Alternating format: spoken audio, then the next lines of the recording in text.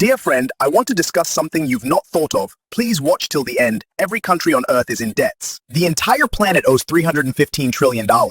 If everyone owes money, who exactly is owed? Every country on Earth is in debt. The United States owes $38 trillion.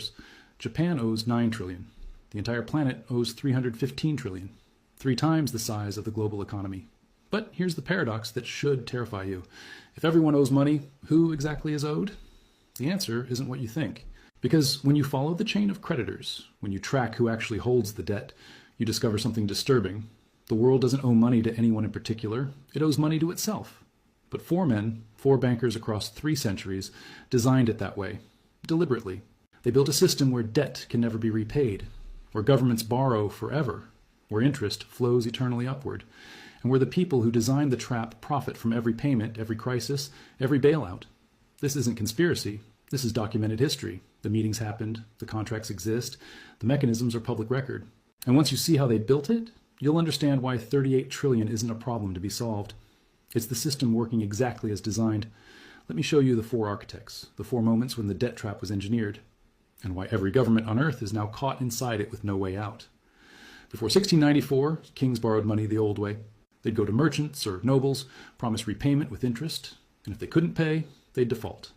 Creditors lost money. Kings borrowed from someone else. It was risky for lenders and embarrassing for kings, but it was contained. Debt was temporary, either repaid or defaulted. The system cleared. William Paterson changed everything. He was a Scottish merchant and financial schemer who tried and failed multiple times to get rich. In 1691, he had an idea that would reshape civilization. England was at war with France. King William III needed money desperately.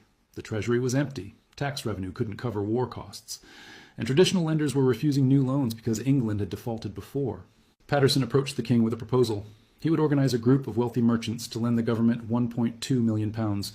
That's about $300 million in today's money, a massive sum.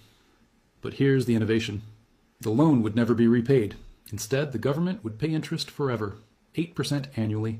And to manage this arrangement, Paterson proposed creating a new institution, the Bank of England. The mechanics were revolutionary. The merchant lenders would give their gold to the Bank of England. The bank would lend it to the government. The government would pay interest annually from tax revenue. And the bank would pay that interest to the merchant lenders. But here's the critical detail. The government wouldn't repay the principal, ever. The loan was permanent. Why would merchants accept this?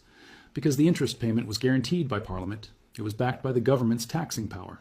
As long as England could tax its citizens, the interest would flow. And the banknotes the lenders received in exchange for their gold could be traded.